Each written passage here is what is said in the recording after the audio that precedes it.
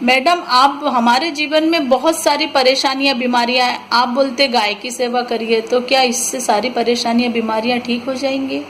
बिल्कुल ठीक हो जाएगी। हम कहते हैं गाय हमारी माँ है और माँ कभी अकल्याणकारी नहीं हो सकती। गाय को कामधेनु कहा जाता है।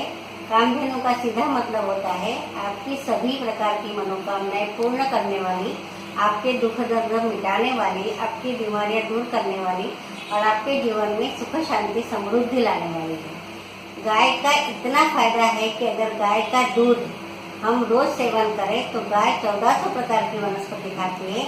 उतनी वनस्पति आप और हम नहीं खा सकते, तो उतनी वनस्पति की ताकत गाय के दूध में है। अगर हम लोग गाय का घी रोज इस्तेमाल करें तो हार्ट अटैक नहीं आता, कोलेस्ट्रॉल नहीं बढ़ता, मोटापा नहीं आता।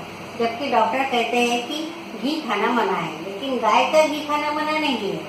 और गाय का घी अगर आंखों में लगाया जाए तो आंखों की रोशनी बढ़ती है और मरते दम तक मोतियाबिंद नहीं होता। और गाय के गौमूत्र जो हम महीने में एक बार स्टरीलाइज करके छान कर पिएंगे तो सभी प्रकार की बीमारियां दूर हो सकती है और आपका बुढ़ापा जवानी में बदल सकता है। और गाय के गोबर के कंडे अगर घर में जलाए जाए, उसमें अगर कपूर डाल के जलाया जाए तो आजकल सभी जगह डेंगू जैसी बीमारियां, खतरनाक बीमारियां फैली हुई है, उससे हमें मुक्ति मिल सकती है। टाइफाइड, मलेरिया और डेंगू जैसी बीमारियों से हमें मुक्ति मिल सकती है। तो गाय की सेवा करने से, गाय को चारा खिलाने से या गाय को गुड़ खिलाने से गाय का भला नहीं होता, हमारा भला। आपने गाय के बारे में इतनी सारी बातें बताई, हमें विश्वास नहीं होता, क्या आप साबित कर सकते हैं? बिल्कुल साबित कर सकते हैं। 1984 में भोपाल में गैस ट्रेजेडी हुई थी।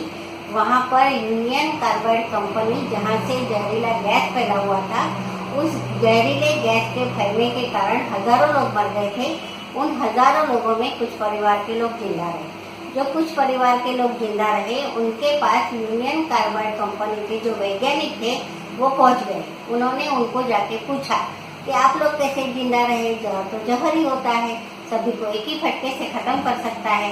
वो बेचारे गरीब थे, मध्यम वर्ग के थे, इस बात का जवाब दे न सके। तो साइंटिस्ट लोगों ने सर्वे किया, ये खाते क्या है, पीते क्या है, इनका रहन सहन कैसा है। 15 दिन के बाद रिपोर्ट सामने आई, उसमें लिखा था वही लोग बच गए जिनके घर के आसपास गायें बंधी हुई थी। वही लोग बच गए जिनके घर के आसपास गौमूत्र और गोबर पड़ा हुआ था। और वही लोग बच गए जिनके घर के आसपास नीम, तुलसी और बरगद के पेड़ थे। इसका सीधा मतलब होता है कि गाय ही हमें बचाने का काम कर सकती है। और गाय को जब हम लोग चारा देते हैं तो उसका भला नहीं होता, हमारा भला होता है। हम गाय नहीं पाल सकते तो कोई बात नहीं, हम गौशाला जरूर जा सकते हैं। हमारे रोज के जीवन में गाय का दूध पिए, गाय का गौमूत्र पिए और गोबर का इस्तेमाल करें तो हमारे जीवन से सारे दुख दर्द, सारी बीमारियां